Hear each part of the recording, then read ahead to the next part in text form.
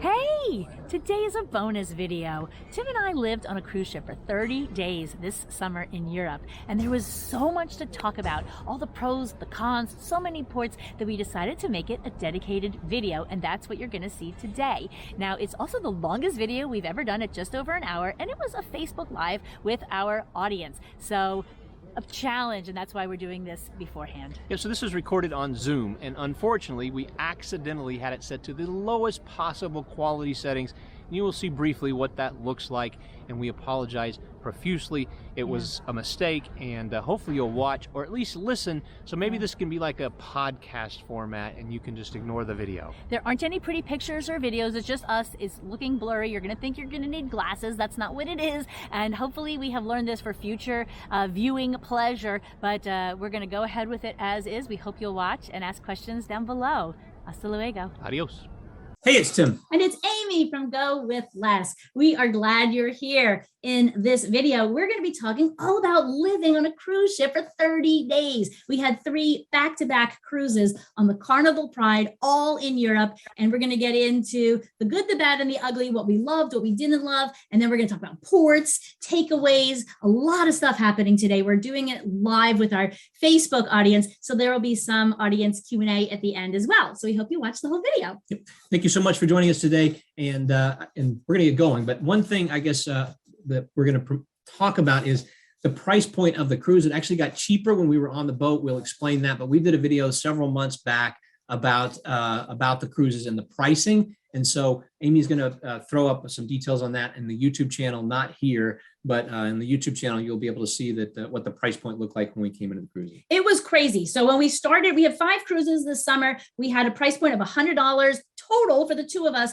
for all for each night. Because of the promotions and everything that we took advantage of, we actually, by the time we got off that boat, we paid $60 a night for the 2 of us per night for 30 consecutive days of cruising. And this isn't inclusive of the original cruises. They cost a little bit more money, but because of some the money 2 we cruises got back earlier this summer. Yes, right, we're talking this 30-day Carnival cruise. They give us incredible promotions. We stacked credit card deals on top of credit card deals. So how did you get all these great deals? That is a 20-minute video, and that is the video that I'm going to put up top. So if you want to know, like, how did they get it that cheap? It wasn't that cheap for normal people. We got it that cheap. That wasn't the normal price. So okay, so. And again, as Tim mentions, that from that video, it got a little cheaper, which was really surprising because we were given cash money on the cruise, which was not even expected. No. So do you want to talk about how we got the cash money out of the casino? Or when we had onboard credit, we had onboard credit of more than, I guess we were just given $200. Our promotion gave us $100 in the casino. Just here's $100. We didn't even know about it on the first cruise. We had GoWithLess friends on each one of the cruises. On the second cruise, our friends Jade and Seth told us about this deal. They said, you get free drinks in the casino with our promotion. We had the same promotion and this $100. Like, we didn't even know, because you have to pay for drinks in casinos on cruises, and they're expensive. And so we said, we didn't even know about that for the first cruise. So we just walked away from $100. So Jade and Seth, that little conversation saved us or earned us $200. Yep. So we had that $200 just handed to us. And then we had $600 in onboard credit. We were able to go right to the casino, withdraw it on Carnival, no problemo. Yep, easy breezy. So yeah, that's it. Okay.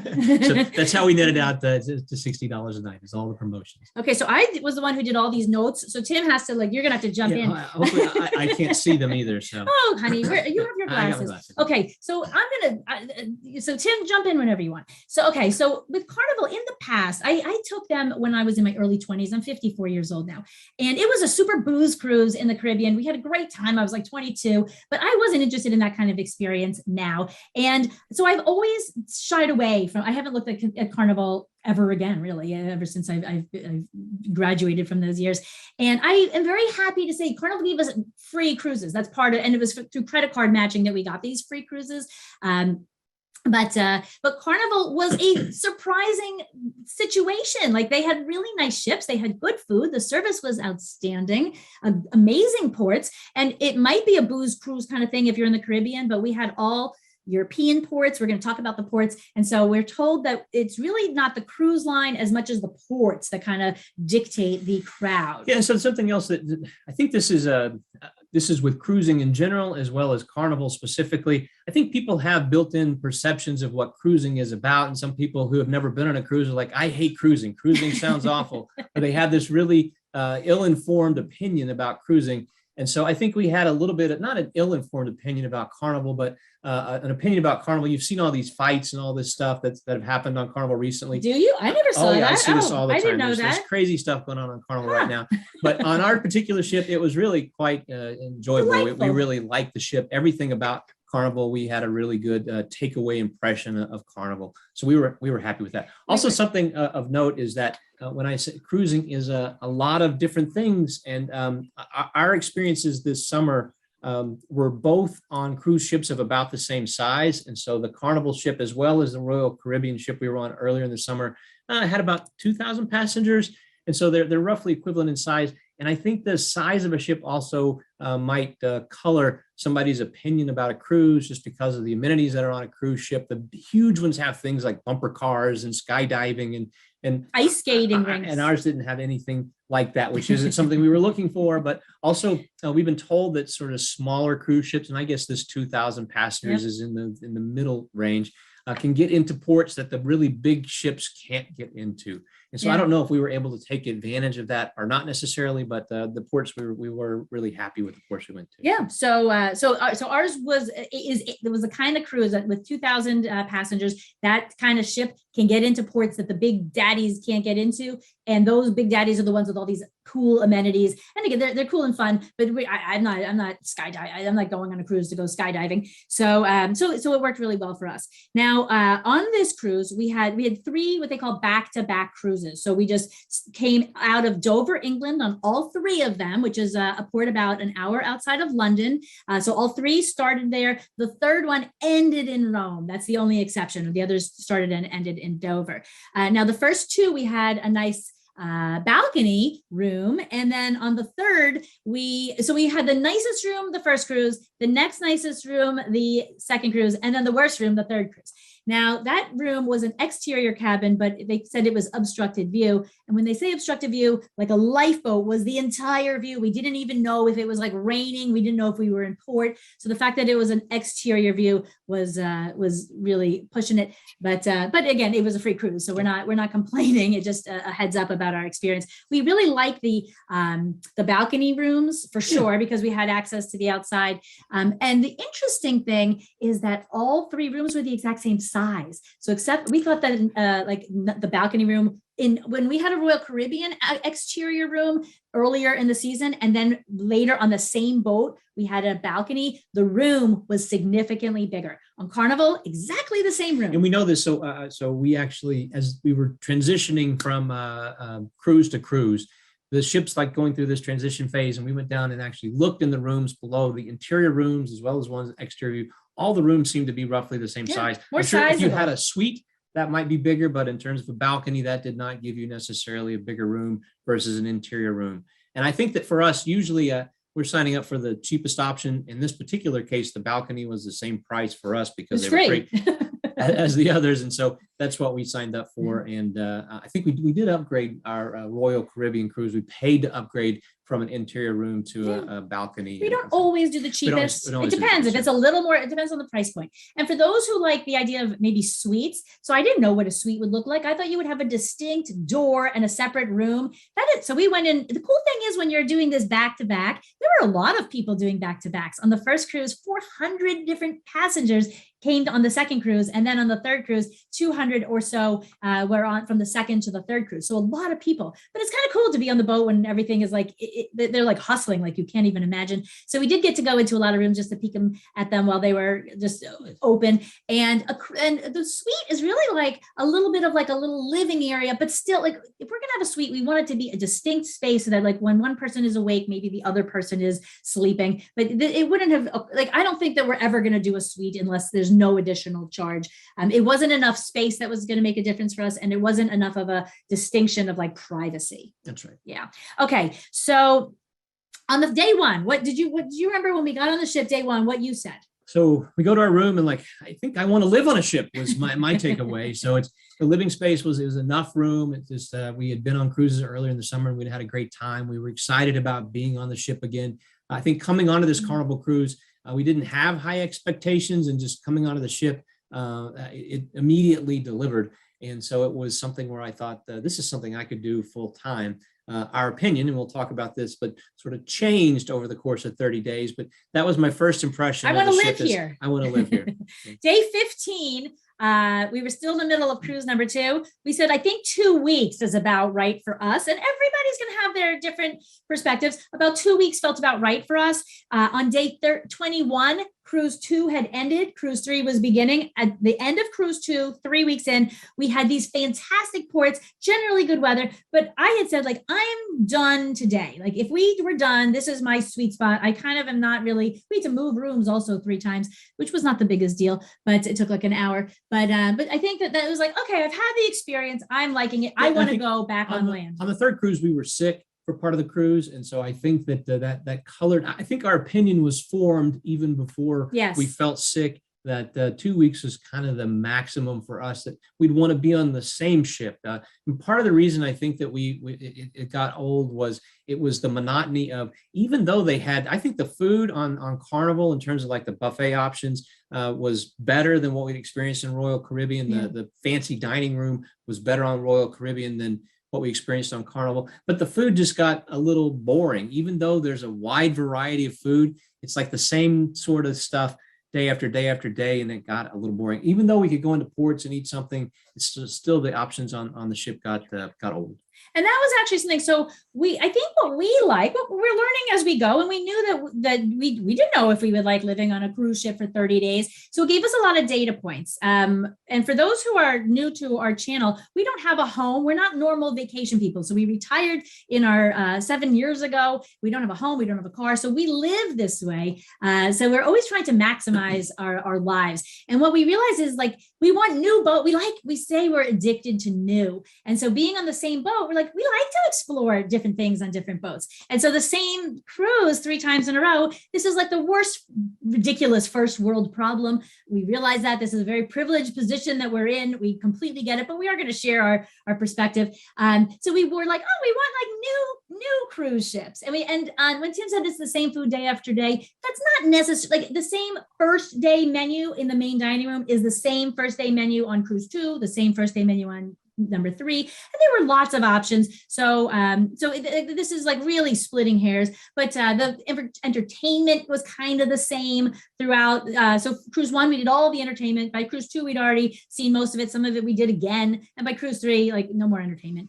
And the weird thing is they have like a playlist of about 50 songs. So for 30 days, 50 songs. We're like, you've got to be kidding me. I said, why can't they afford? I mean, I could be a better DJ than the Carnival DJ. I didn't get this in any way, shape, or form. Yes. So we knew every song in 30 days. A horse with no name like 47 times. Yes. In 30 days. The good news is it was our kind of music. So it was a lot of classic rock. So it was music that we liked. But by the end of like hearing it 85 times, we're like, I can't handle this anymore. Okay, so, and I'm going to say by the end of day 30, I said, I cannot live without Wi-Fi. I am going to die if I don't have Wi-Fi. So we have really good cell phone plans with our carriers in Europe. It's very affordable. But if we weren't fairly close to port, zero service. And because we had this great, the reason why we're on a cruise is because it's a really affordable option. We're going because it's $60 to $100 for the 2 of us. We're not going because we're like just hog wild crazy. And so the internet on this cruise was $17 for the basic, like texting only, like text only, and then $25 a day for video. That included video. And that's like what we would be doing. If you pay up front, there may be a way to sort of save on that.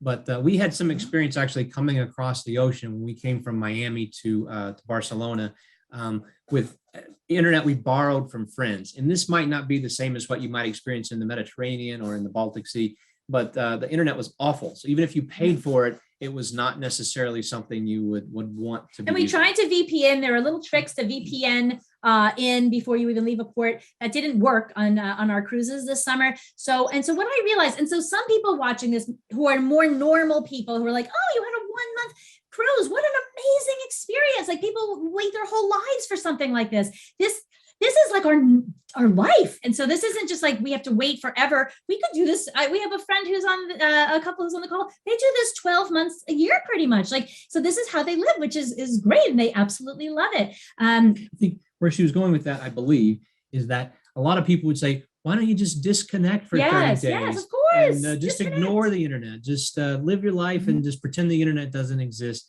And for us, that just doesn't. I want to work talk with our about life. that. Yeah. So we have worked really hard to create the life that we want, and we are very, very connected. So not only with our community and our family and our friends, like it was very hard. Our daughter was going into her sophomore year of college. We're like, we'll see you online in 30 days. Meanwhile, she needs to buy a bed. Like she needs all kinds of support from her parents as she's moving off campus for her first time. And we were incommunicado. I want to speak with my four parents and our friends. And one of our Airbnbs in December canceled during the cruise. I can't do any research. So, and when we're in port, we did have internet, but we want to be doing fun port days. Yeah, so we'd spend an hour out of any given port day doing internet stuff. So that sort of took away. Yeah. And there's a good question, comment. Maybe you should try river cruises where you're close to cell towers all the time. And we would be very interested in that. I think that the price point is much higher for, like, we love this idea. We look at Viking river cruises like, ooh, this looks so fabulous. But I think that that's going to come at a price point that is going to be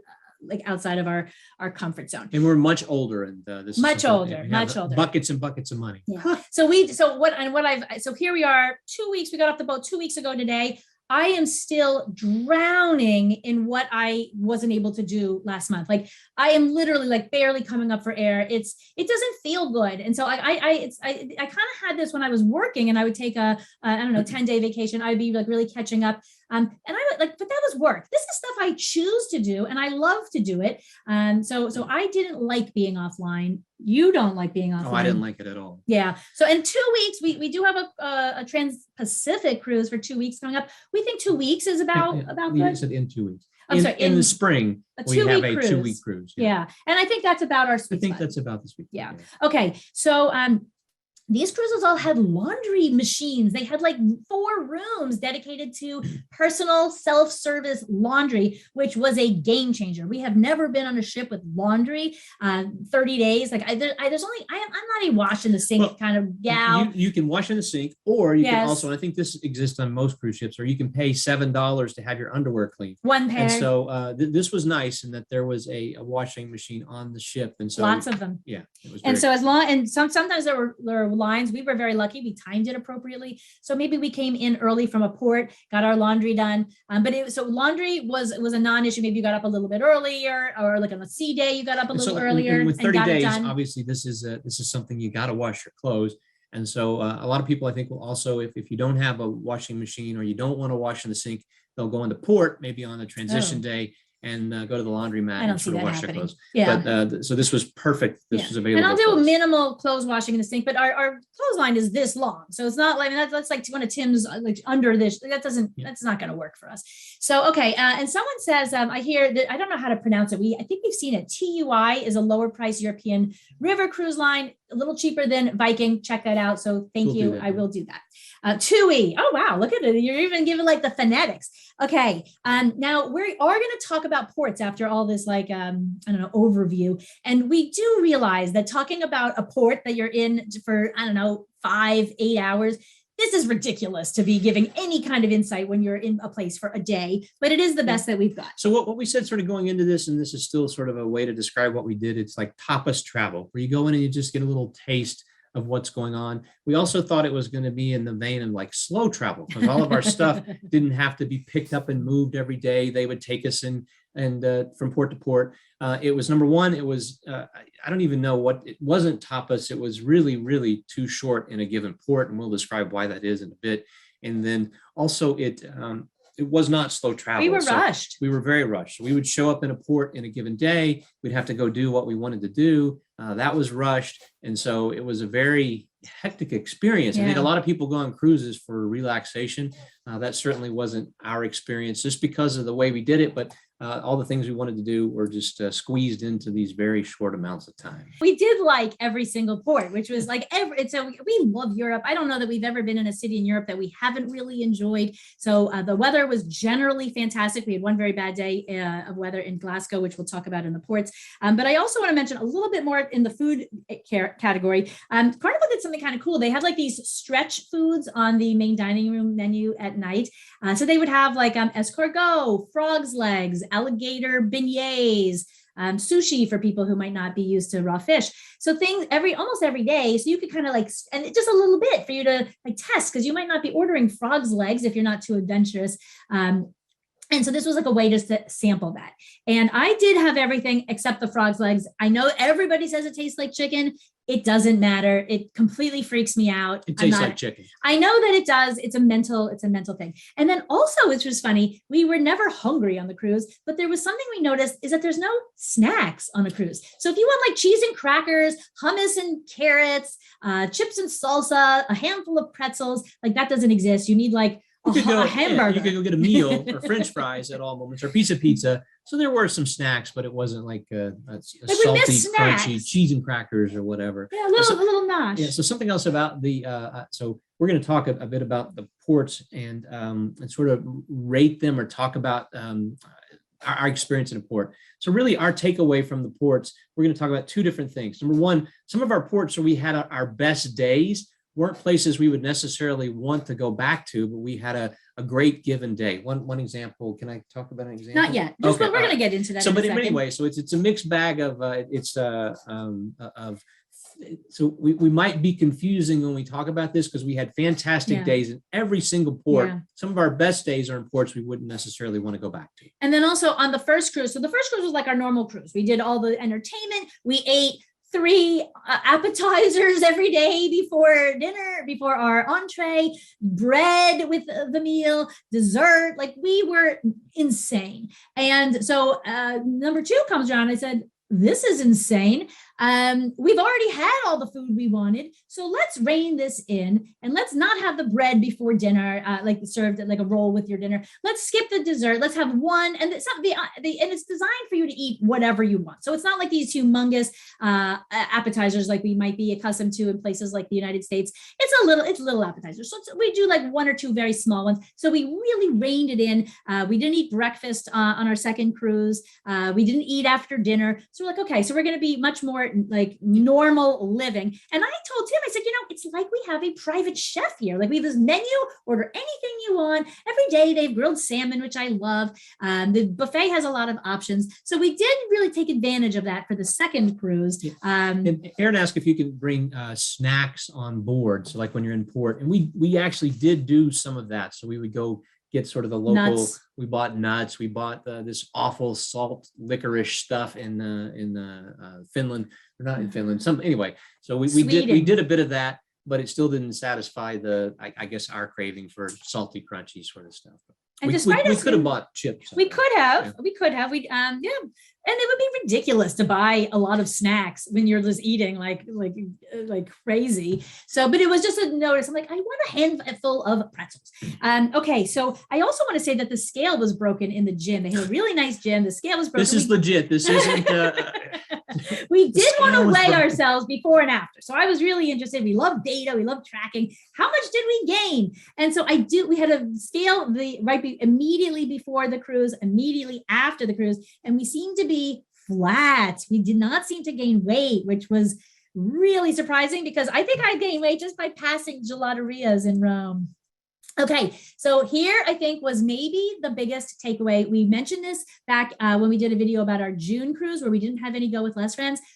Cruising with friends is a total different experience. Couldn't agree more. So as a matter of fact, I think I mentioned earlier, some of the best days we had were days in ports that we wouldn't necessarily want to go back to, but they were with friends. And so Chris and Steve, who are on the call today at Eat, Walk, Learn, I think 2 of our best experiences on the entire 30 days were with Chris and Steve in 2 different ports, for which we wouldn't necessarily want to go back to. Those, can I mention? No, well, them? we're getting calm down. And we did see some. So when Aaron asks, how did you meet up with other GoWithLess members? So because I'm really active in the GoWithLess group, people knew we were on the cruise, and they might message me or they'd be like, we're on that cruise too. So we actually met 2 other couples on the cruise who were GoWithLess people. That was kind of a surprise. We didn't know that in advance, but so we did some coordination beforehand. And so on every one of these cruises was a couple that are nomad fire people, and it was awesome. It was completely awesome. Awesome. Game We're going to get into who those were.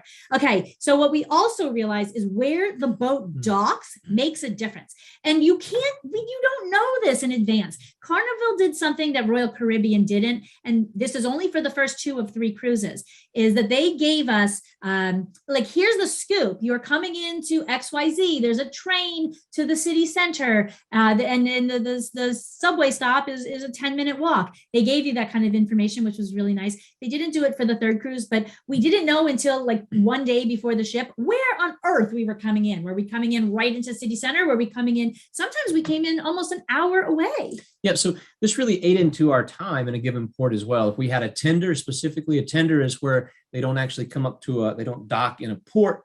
They dock out at sea, and then you take a little boat into the port. And so that added a lot of time. As a matter of fact, tendering in one of the ports, it Dublin. took us 45 minutes to get in, and then we had to take a train in after that. And so that ate into a lot of the day. The day in Dublin was in transit. Yeah, pretty much, yeah. And when Tim says tendering, we've had 2 experiences tendering that were frankly terrifying.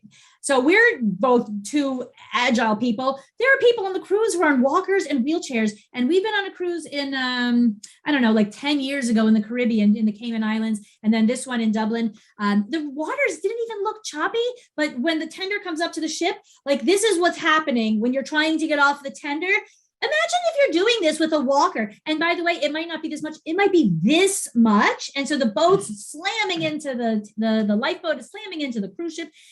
I think this is absolutely terrifying. We had to leap on to the ship to get off of the tender.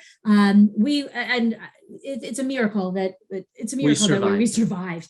So I think tendering, I would maybe even consider not even going into that port if there was a tender situation, unless it was the smoothest seas. Yeah, but I guess the takeaway from this, and there's no way to really, at least that I'm aware of, to know what your situation is going to be like. But if you come into ports that are an hour away, you have to sort of factor that into your day. Yeah. We had walking tours scheduled in pretty much every port we went into.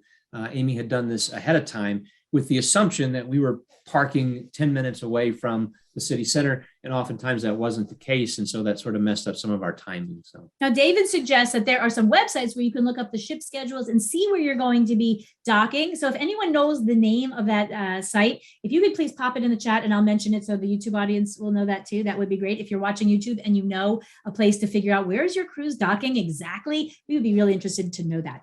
Okay, now 3 of our ports in 30 days changed. One of them was very obvious. We were supposed to, our cruise 2 was going to St. Petersburg and it was going to turn back around to London. So obviously we were not going to St. Petersburg and we were kind of surprised that cruise was still happening. Mute. Yep. So, and then also the Isle of Skye in Scotland was substituted for a small town called Holyhead in Wales. And then the third was kind of a real strange one, and that was Stockholm. So it looked, when we woke up, it was absolutely beautiful weather. And they said, we are going to be skipping Stockholm because of the bad weather. We look out and it's like 80 degrees, smooth, like we don't understand. But apparently it was rough overnight and they had to make the call the day before. So it was so we were like, oh, we're just happy to be here. But there was a lot of grumbling from people who were very upset about that. We were very chill about that. Now, honey, we're getting into the cruises. The ports. Cruise number 1 was our first of the 30 days. And we cruised with Chris and Steve from Eat, Walk, Learn. We had a great time. So we had dinner with them every day and they had already been to all of these ports pretty much. So, so that was our first experience on this cruise with friends. Every single day we'd meet at dinner and we kind of go off and do our own thing. But the first day we did a good day in Holyhead, Wales. Yep. A very small town. So we had a fantastic day. As a matter of fact, I think that was one of the highlights of that particular cruise is we went in with Chris and Steve. We did a hike, and just there was really not a lot to do in Holyhead other than hike, but it was just a great day of just getting out and not getting off the boat. And it was a fantastic experience. Yeah. And again, as we sort of talk about the ports, we'll give you some inkling of whether we'd want to go back there. Holyhead would be a place that I think we've been there. It's too small. There's not a lot happening there. And not necessarily a place we want to go back to, but we did have a fantastic time there. And here's the cool thing. So I had planned 30 days of cruising, but Chris went ahead and did a couple of days of planning for us, which was really, really nice. And so eat, walk, learn. She planned a hike. That was awesome. And she just took care of the whole thing. We just showed up. And by the way, if you're missing our weekly videos, make sure that you check out their Eat, Walk, Learn video channel, because they're doing like live videos every single week about their nomadic fire experience all over the world. Absolutely. Eat, Walk, Learn. Check them out. Okay. So Glasgow, we went and met with friends from our transatlantic cruise who are Glaswegians. We learned this word Glaswegians, which I love that word. And it was pouring rain. It was cool and pouring rain. And we really loved Glasgow despite the horrible rain. And that was, I think, the very first time I've ever done a hop on, hop off bus. Everybody raves about them. I was not having it because it was so rainy. I couldn't see out the window. We couldn't sit in the open air. I don't know how this works. If you're like outside on a hop on, hop off bus, how do you hear them? Because I could barely hear them under the covered part.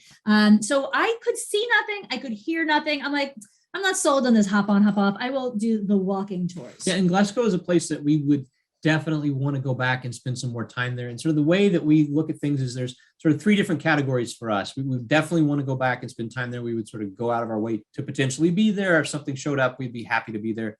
Then there are places where it's like, if a great house sit showed up here and it happened to be in the right time frame, we happened to be in that continent at the time, it might be a place we'd go to. And then there's a category of probably don't want to go there. So Glasgow would definitely be in the top category of some place we would Absolutely. Make some effort to get back. And we're going to talk about at the end a recap of each cruise. So don't you worry about that. Oh. Okay. So Chris Golick says from Suitcase and a Smile blog says you wear earbuds. I didn't see an option for wearing earbuds on the hop on, hop off. My daughter and I did a hop on, hop off in Barcelona, and that was the experience. They had this plug-in thing with earphones. So we had nothing like you don't hear or see anything. This particular one that Amy, the one that she's been on, it was a guy with a microphone talking about stuff. And it was really hard to hear. And it was only in one language. So the nice thing about the hop on in Barcelona was that it was in 15 different languages. You just plug your earphones in. That wasn't this experience. Okay, so maybe I need to but we do like the walking tour. There is no better way to see a city than walking it,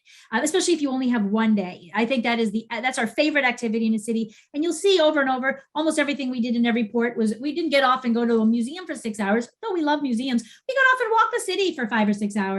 And that was great. So Amy needs to try it again. Okay, we'll the thing is the only reason we did it was because it was a rainy day. Otherwise, we would have done the walking tour. So, okay. And also at that Glasgow, we went for a fantastic afternoon tea, which is one of my favorite things to do.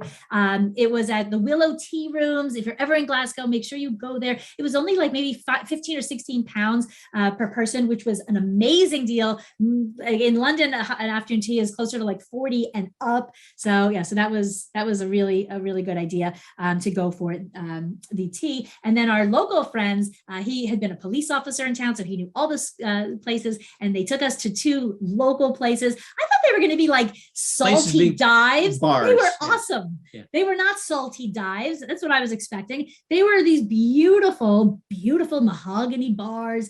Really, really nice. So, okay. Oh, this is good news. Angeline, who is going to be on a cruise with us, says there's afternoon tea on Holland Cruise Line every day. Awesome. Won't that be lovely? Okay. And okay, next was Belfast, which we did another free walking tour. Again, we're tipping at the end of each one of these. And it gave us a lot of good history, and the history is difficult. So we had, it was recent history too. So the history is difficult, period, in a lot of places. It was very, very recent in our lifetime.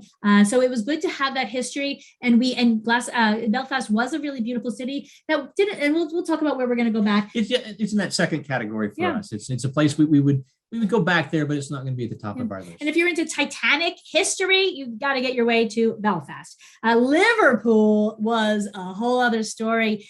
We are big Beatles fans. We had a really long walking tour, at least 3 hours, maybe longer. We went with Chris and Steve. We met them at the Cavern Club, which is a place where the Beatles had played, I think something like about 200 shows. So they had everyone's playing. It's not covers. The original, by the way. If I'm surprised somebody hasn't said that already, but it is a reproduction of the Cavern, like right down the block from where the original was. I don't think that's true. It is 100% okay, true. I don't think so. No, Yes. that is not true. Yes, Because true. you see the picture of the Beatles my whole It life. is true. I don't think so. There's some tweaks and some On our updates. walking tour, they actually told us that they filled in the old Cavern Club and that they built a new Cavern Club. You're So- yucking my yum because I think Sorry. I went to the original. No. Okay, so I think because the picture you see of the Beatles in the little teeny tiny cavern, we saw that. They just did a great job with the reproduction, but it's not You're there. breaking my heart. Okay. So we are absolutely going to be. Okay, no one needs to be telling me this. I was very excited from our experience in Liverpool, feeling the Beatles of my life, and I'm going to just keep in my head that I saw what Cavern I Club. would have seen if I was You there. did, sweetheart. Let me have this. Okay. Dublin is where we had this dangerous tender. But our fate, don't go breaking Amy's heart. Thank you, Miss Gina. Now I'm going to have Elton John in my head. Okay. So Dublin, wow, what an incredible city. And our favorite walking city of all, our favorite walking tour is Sandemans. So if you are in, I don't know where they are all over the world, they are heavily invested in European cities. We have never been on walking tours that we like more than Sandemans. Yeah, and they're just a marketing organization, basically, and they have contractors that come on board. That our experience has been that these people are great. The rock So stars. they do a really good job. And I think it's because you either you wash out quickly because you don't do a good job, you get no tips, or you're going to be tipped well because you're doing a great job. Sandemans is SANDEMANN''S. Yep. Okay, now we could not leave Dublin without some Guinness. And so we went to what's called 2 Victorian bars. These are very, very old bars. The hospitality in Dublin is at a level that I have not ever seen, like the friendliness. So our tour guide had said, if people are just talking, if you're alone at the bar, people are talking to you, they're not necessarily like picking up on you, hitting on you. This is just how we are here. It's incredibly friendly. And we saw that even in our limited exposure there. But what did you think of your Guinness? Yeah, I love the Guinness. So I've been hearing this my entire life that the Guinness is somehow different in Ireland than it is in the rest of the world. That wasn't really my experience. So I guess my yum was yucked there because I expected it to be transcendent. You're the only one who's ever said that. I know. So Yeah. it was definitely good beer, but it wasn't anything that You still liked it. I liked it. I wouldn't go back to Dublin just to have a Guinness. If I'm in Guinness again, I'm sure if I'm in Dublin again, I'm sure I'll have more Guinness, but it wasn't. And I think this was an anomaly because there's something with the water, like it's supposed to be a different experience. We had a draft, obviously. It is beautiful when it's poured. Beautiful. It has this I don't know. It's just I think the prettiest beer I've ever seen, I think. Yes, it's yeah. So it's a beautiful beer, and you still enjoyed every sip of it. That's right. And so these Victorian bars, I had asked the woman behind the bar, "Is this the oldest bar in Dublin?" Because it was so old. She said, "Oh no, there's like a bar like 1,000 years older than this one." Even though this one is one of the original Victorian bars. So there were something like 5 or 6 of them. Someone in our a place we had been in Spain had told us, here's the 3 places you must go in Dublin. We didn't know. She sent us to 2 Victorian bars, and they were so beautiful with all etched windows and beautiful bars and just absolutely stunning and gorgeous. Okay, so let's, and then the last day was Cork, Ireland. Chris also found us from Eat Walk Learn, found us an Airbnb experience. We did just the 4 of us had a private bike tour all over Cork, which was that's a really nice way. If you're not going to walk the city, a bike tour is a good way to do it. Okay. So cruise 1 recap. We would absolutely seek to go for a month to Glasgow, Liverpool, and Dublin. We are seeking this in our lives. While we really enjoyed these ports and we were very happy to have visited them, Belfast, Cork, and Holyhead. Probably not going to return to them because, again, when we're returning, it is for like a month. So these aren't places that. But again, like I said earlier, Cork was probably one of our favorite days as well because of our time with Chris and Steve. So it really, the ports in and of themselves were a place we go back to, but definitely a fantastic time. And what we learned from cruise number 1 is there were 6 port days in a row. That's insanity. So we get off, we walk 15 to 25,000 steps, and we are exhausted. And that's the cruise that we're doing all the entertainment at night. And we're just like burning the candle at all ends. We were wiped out. So we were dying for a break. And you'll see that in the next cruise that got better. But we realized we're like, this is insanity. So when you're looking at long-term cruising, have breaks. Oftentimes with cruises that they have what's called a sea day. It's exactly what it sounds like. It's where you're at sea, you don't have any ports. And so I think when we got on the cruise ship, we're like, oh, the sea days are going to be sort of boring. And we actually relished every sea day that we had because we got a break from moving around. Yes. And also all of these ports were very affordable. I know that Ireland is known to be a more expensive country, and certainly that might be for accommodations, but just we ate most of our food on the cruise ship because we were so gluttonous on the cruise ship. We didn't need a lot of extra food, but the food that we ate in port was very reasonable. It was good. The people were friendly. The weather was great, except for Glasgow. So the first cruise was like a home run. Yeah, 100%. Home run. I guess something else about the food. I think a lot of like mixing it up when it comes to maybe dining out. So that might be a way you could, if you're in our shoes, we're on a boat and you're getting bored with things, maybe just go eat in port. So the problem for us with that is that we were in port for such a short amount of time. We didn't have a time to really research a restaurant or spend 2 hours in a restaurant or do something that we might want to do. We actually did that on this second cruise in Tallinn. But anyway. So here's a nice thing about Europe that could be a challenge. Like in the United States, food is everywhere. We don't think that's always the best thing, but you can get quick food anywhere you want. That doesn't really work that way in Europe. So they like things are closed, like restaurants that when they're open for lunch, like they're closed between lunch and dinner. And then dinner might start really late. We're already on the ship. And so like just grabbing like a quick little bite, that doesn't really exist. Like you're having a really nice long meal, and it's a wonderful part of the culture. We love it. But if you just want to grab a piece of pizza, I did not see that exist in any one of our ports. Just grab a piece of pizza or grab a cup of soup, and you just need to keep going. And I don't think we saw that once. Like you need to sit down and have like a 90-minute plus meal, which normally is great. But if you're just like, you only have 5 hours, we don't want to sit and eat for the whole day in port. Okay. So cruise number 2, we met new fire nomad friends, Jade and Seth. They're 32, 31 years old, already retired, already left their jobs, already sold their house. How incredibly inspiring. And it was Seth's very first time leaving the United States. So it was really exciting. This was their very first kickoff to their whole extravaganza. They're going 3 months all over Europe, like 3 days. I'm like, you guys, you're going to need a downtime for laundry. You'll figure it out. So Seth, coming onto the ship, I guess he had a seasickness experience, like going out in the Gulf fishing or something a while back. And so he was really worried getting on this cruise that he was going to be signing up for this 10-day cruise and was going to be sick on the cruise. Luckily, the water was like silk the whole time he was on the ship. On our next cruise. Okay. You're like big on spoilers. Okay. So cruise 1 and 2, eat like so flat the water, and that is really, really great. So we'll make sure to talk about that at cruise 3. Okay, so that was our couple that we were with on cruise 2. We had a lot of time with them. We love playing games, spades, or we bring bananagrams with us. So these are fun things to do when we're not doing the entertainment at night. So so the first stop was Copenhagen. Okay, so Copenhagen, we get off the ship. And there's it's 20 minutes from the subway, and we're meeting our friends 9 or 10 miles away. They're friends who it's our GoWithLess friend who does Foodie Friday, Suzanne and Dan. And they were on a house sit for their family. They were staying with family in Copenhagen.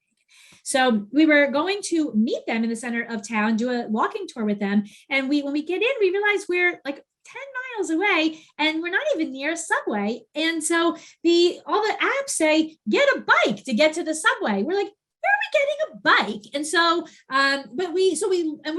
we're going to be missing our tour. So we do find a bike. So it turns out that every bike, we've learned that rental bikes on the road are very different. So in Guadalajara, you just pick up the bike, the whole thing takes 2 seconds, and you leave your bike. In Copenhagen, when you get your bike, that's your bike for the whole day. No. That was the plan we signed up for. And so they had multiple daily plans. rate. And so there's like, they gave us this offer. It's like $12 for the day or whatever it was, $15, 15 euro. And so I signed up for that. And then after the fact, I didn't realize that you're stuck with that bike. So if we signed up for a different plan, we could have had just drop the bike off and then go get on another bike. But it was the plan we signed up for. But we couldn't figure out how to use it because here's these 2 bikes just sitting here, the rental bikes. We download the app and we couldn't figure out why they wouldn't open. Well, it's because someone else had those bikes. So other places, and Copenhagen has it going on for the bikes. Like they have dedicated bike lanes beyond belief. Like you want to be biking there. And so it took us a long time to figure it out. And because the 2 rental bikes in front of us, we couldn't rent. Who would think that these are dedicated to 2 people? Like that doesn't make any sense. It makes sense, like drop off the bike and someone else takes the bike. Copenhagen also really drove home. So we saw this at multiple ports before we showed up there, but as we were riding our bikes into town, we would ride our bikes for 5 miles and there's a cruise ship parked 5 miles closer to town. And so they have lots of different places where ships can potentially dock. And so depending on where you dock, it can really make a difference in terms of the amount of time you have in a day. We're furiously riding our bikes. Again, I don't know how you know what that's going to look like beforehand. I don't know if anybody posted what that site might be, but that would have been valuable information to have. But okay, so so we did love bike riding in Copenhagen because the day was beautiful, but we had something that the minute I took a bite, I said, this will be the best thing I eat in 30 days. And I knew it with the first bite, and it was a cardamom roll. Who has had a cardamom roll in their lives? This is a deal changer. So it's like the world's best cinnamon bun, but mixed more with chai. It was heaven. Yeah, delicious. Heaven. So we had these cardamom rolls. I'm going to be looking for the rest of my life for cardamom rolls. I'm fasting. I haven't been eaten since yesterday. So I am hungry thinking about the cardamom rolls. If I start to drool, that's what's up. Okay. We also went for a really nice lunch. Copenhagen, these were all Baltic cities, these ports, and they were definitely much pricier. So Warnemünde, Germany came next. I'm doing the best I can on that. That was a super cute resort town. We had a really long day in port. In Germany, thank you. A lot of people took a 3-hour ride to Berlin on this day. So it was a very long day in port. We've already spent a lot of time in Berlin. 5 hours in Berlin is like, I mean, you need like 8 years in Berlin to do Berlin. So something you will also notice if you're looking at cruises is like there's obviously not a port that's near Berlin. And so, but the ports are sometimes advertised in that way. Yeah. So if you wanted to go into Berlin, you're going to get on a train for 3 hours. That's also something to be aware of, that these things are it's just, it isn't necessarily as advertised. So for us, going into Berlin wasn't an option. If we wanted to go to Berlin, we would just simply go spend some time in Berlin. We've already been there. But even we'll go back for a long time. Right. Here's a situation where if you knew you were never going to be back in Germany again, and you happen to be 3 hours away, then certainly you might hop on a train and go to Berlin, but that wasn't in the cards for us. No doubt. And I'm just going to put in, I think Berlin is one of the best places in the world for free activities. So if you haven't been to Berlin, that is a frugal person's dream for activities. Here's something else about Berlin. So on the train back from Berlin, that was a organized excursion from the cruise line.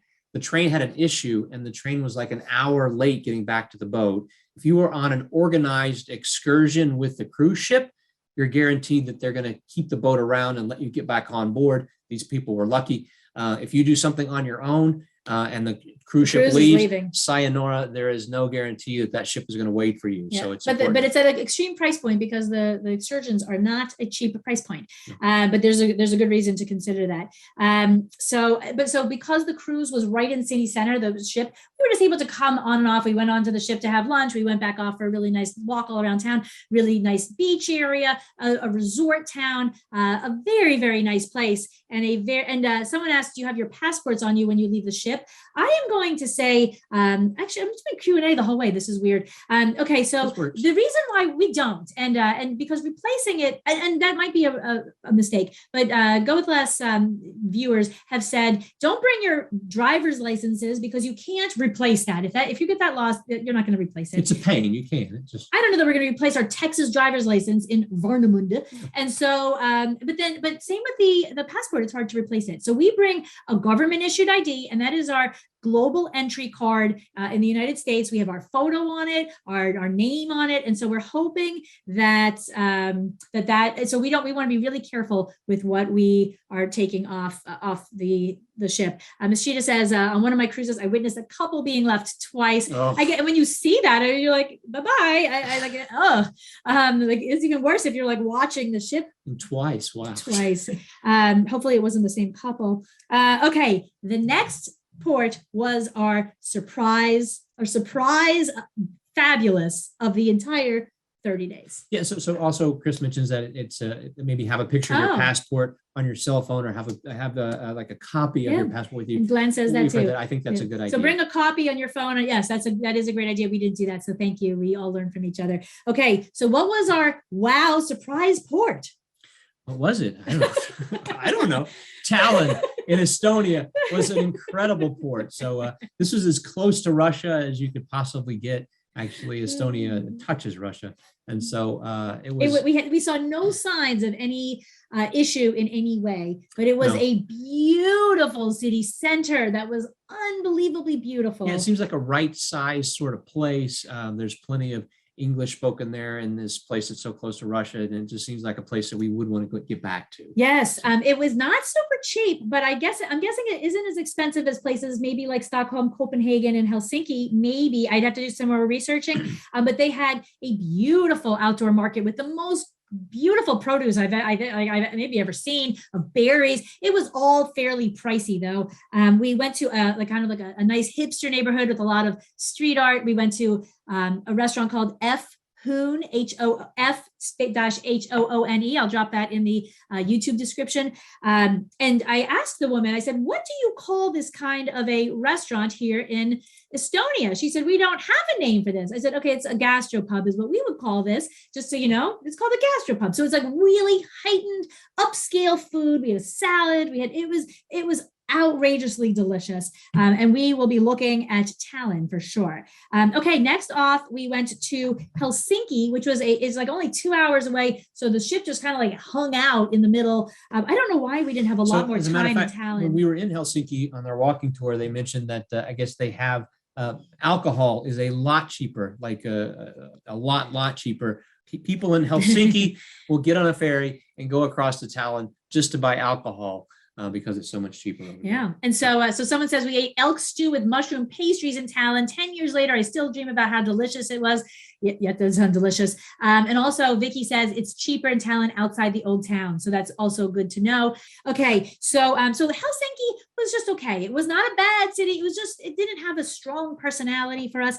We did another free walking tour. It was interesting to see it. We had a nice little bite to eat in like a locals outdoor market. It just didn't really stick out compared to other ports. Yep. Not bad, not just category 2 or 3. We'll do that in a second.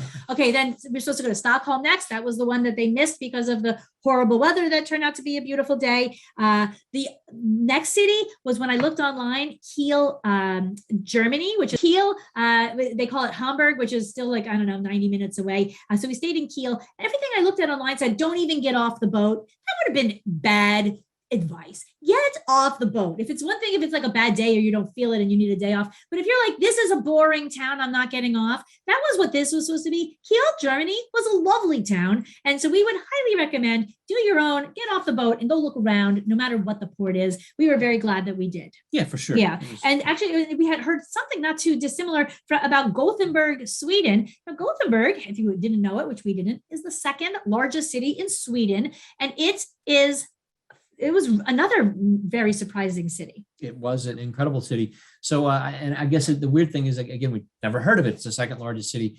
And in Sweden. This is a place we definitely want to get back to. We had some interesting things there to eat. We had a salted licorice ice cream, which was, I'm going to go very salty, disgusting. And I ate the whole thing though. But you know that it's not good when I said like, you can have this. And it's ice cream. I don't do that with gelato. But, now, it was a more cosmopolitan city than we expected. We didn't even get to find a free walking tour there. So we didn't find a lot of activities in Gothenburg. So we just did our own walking around. And there's something that Sweden is obsessed with, and I think is pronounced fika. And that is just chilling with a cup of coffee and a pastry, maybe your cardamom roll, and just relaxing. And I think the idea of me loving afternoon tea, I love so much. This is like goes right in with that, the fika. So that was a nice, like we were so sad that we didn't get to go to Stockholm, because I think we would have really liked that. But it will maybe be another place to go, maybe when we hit the lottery. that's right. Okay, so cruise to recap, absolutely returning to Tallinn, Gothenburg, and Copenhagen. Nice ports, but we're probably not going to go back. We're happy to do them the one day. Do you want to? Can you read it? Helsinki, Warmarunda, and Kiel. So I would probably put Helsinki in the category. I'm probably not going to go back there anymore. Helsinki is also expensive. There's just too many places to go. So that's yeah. gonna be So it's not that it wasn't bad. And if we were offered a house it there, maybe we would do that. But if we're going to be paying top dollar for accommodations, Helsinki probably wouldn't be on that list. Not dogging on Helsinki. We had a good day. Now, what we really liked is that we had 2 days a sea day. 2 days a sea day. That was a game changer for us and really made it much more delightful. And what we noticed in all these Baltic areas is that the food is much more expensive. So they're known to be pricier. Our data point of like one thing is ridiculous to make any judgments about a place, but it was an uptick. We'd spent most of the summer in Spain where it was more affordable. So it is pricier. Here's something else about this cruise that I don't think we haven't talked about this yet, but this is where we started to realize that there's a lot of redundancy. So these were back-to-back Carnival cruises, the same cruise ship. And so they had the same entertainers, the same comedians. So the shows that we saw on the first cruise and enjoyed are now being repeated again, and they're not quite as enjoyable the second time. The comedians, same thing. So when you've heard the same joke 4 times, it's just not quite as funny. Or even 2 times. So anyway, so this is where we started to realize we were sort of that the entertainment was getting old on the same ship. Yes. And so, Austria has coffee and cake tradition around 4 p.m. every day. We didn't get to have that when we were in Vienna in 2018, maybe because it was like 95 degrees. We were not thinking of hot beverages when we were there in 2018. But I like this idea of like having a nice rest in the middle of your day, maybe like a siesta. So maybe that's why we like Spain so much. Okay, so cruise number 3, we cruised with other YouTube friends, Kevin and Sarah from the Global Geezers. They are also YouTubers talking about their nomadic fire life. So it was fun to spend the time with them. And here's the thing is as soon as we moved into our 3rd cabin, we got very, very sick, both of us at the same time. So we stayed stuck in our room. And that was really a bummer because okay, so here we have no room. Our first 2 rooms had balconies. This one has no fresh air. The television was like, it made 1975 programming look like a lot, like fantastic. So we had the Food Network, for example, had only Guy Fieri shows. Now, Guy Fieri has a partnership with Carnival. So only Guy Fieri shows on Food Network. I don't like Guy Fieri. I did like his burger place, but I'm like, give me some Barefoot Contessa and I can deal with that. And then the Travel Channel, only like really particular to cruising. And then we had a movie channel for children, a movie channel of Oscar movies. We already see all Oscar movies. So we'd already seen every one of these movies. So the TV was dismal. We had no Wi-Fi, no fresh air. We were sad. Okay, so let's see. I am going to say about the when Tim talks about this, like we thought it would be slow travel. We did take that transatlantic cruise in April of earlier in the spring, and we love that. So that was slow-matting, like taking our time over the seas. We got to develop friendships. We got to relax. So I think if you're looking for a cruise for a relaxing experience, maybe one that is like a transatlantic, trans-Pacific, or one with really long days at sea, day after day after day. That was nice. That was something we were really loving. Yeah, for sure. And just one other thing about the 3rd cruise. Luckily, all the ports on that cruise, the ones that we missed, were places we had pretty much been before. Lisbon, Porto. Yeah, and we definitely would have liked to. So we missed all the ports. Yeah. Yeah. So that there were ports, and so we were looking forward to a port in France. I wanted to get an almond croissant in France, which I love. We didn't get off. And then our friends on the cruise, they did help us with finding a pharmacy to get us. We had run out of things, so they were very helpful, which was really, really nice. Okay, so this gave us 5 new countries. So Ireland, Estonia, Finland, Denmark, and Sweden. All of these were new. Are you going to count those? I'm definitely going to count those. And so even though we were there for such a brief amount of time, so usually I'm the one who's like, well, we really didn't have an experience in the place. I'm not going to count that. Well, these I'm going to count. Very arbitrary. That's right. Very arbitrary. So this is definitely something I'm going to check the box. I have been to these places.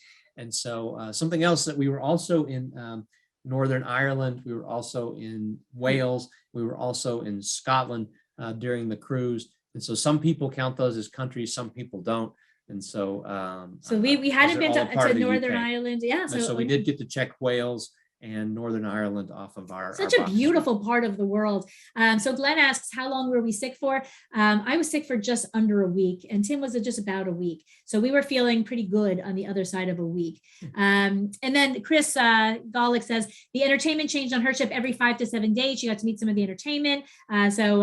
So maybe it does it differently than Royal Caribbean or Norwegian. So yeah, so we were kind of bored by that entertainment after the first cruise. Okay, so our takeaways at the end is that there's reasons why we want to be cruising. One of them is for transportation. So we have this cruise coming up in April from Japan to Seattle via Alaska. That's a perfect reason to cruise. It's the best way we've ever had to just slowly get used to a time zone change, a significant time zone change. They just shave off like an hour every couple days, and it's just very chill to get there without a lot of jet lag. And something else, when we're looking to have a roof over our head, to entertain ourselves, to feed ourselves. So cruising really accomplishes all of that in a nice, neat package. And so this transportation is just a part of that. We also get to have 2 full weeks basically of everything covered with one price point. So that's nice for us. Yeah.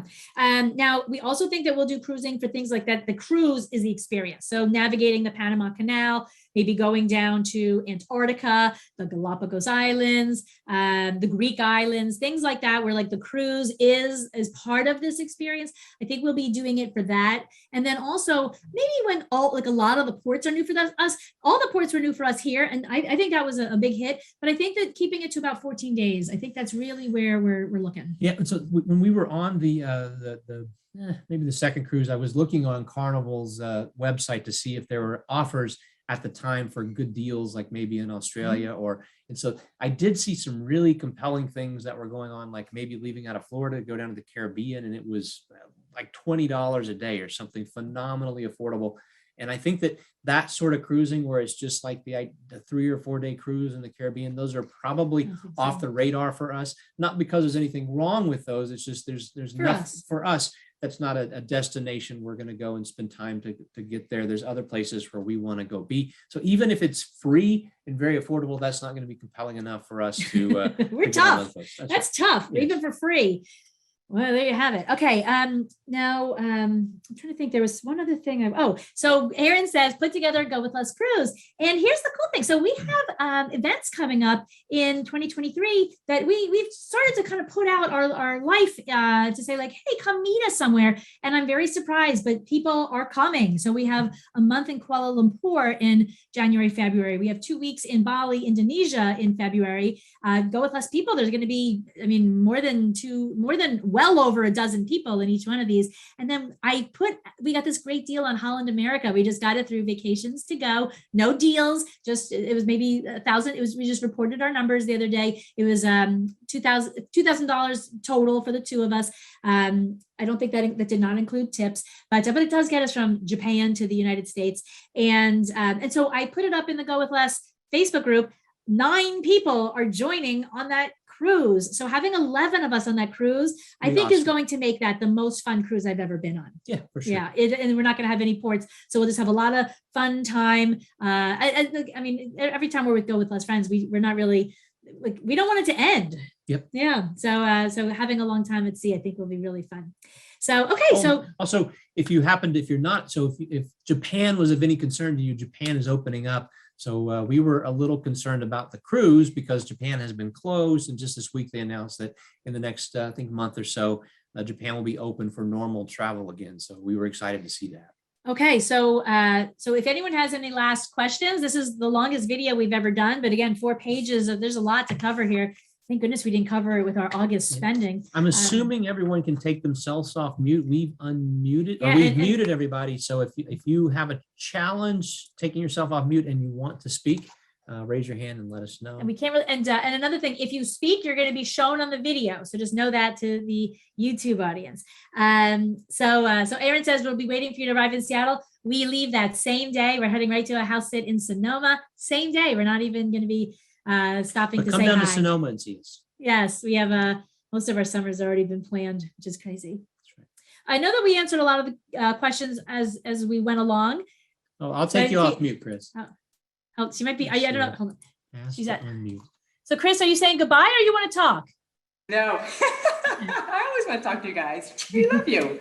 I have a question for you. Did they ever fix the scale on the boat? No. And we, I think it was a permanent does not work scale. that was okay. That's one of the things about cruise ships is like if something's broken, it's not like they've got a whole maintenance team. You know, they got to wait till they get to whatever port that they get to get it fixed. Well, in 30 Yeah. days, we had like 20 ports, so there were plenty of ports. Well, you know, a special port.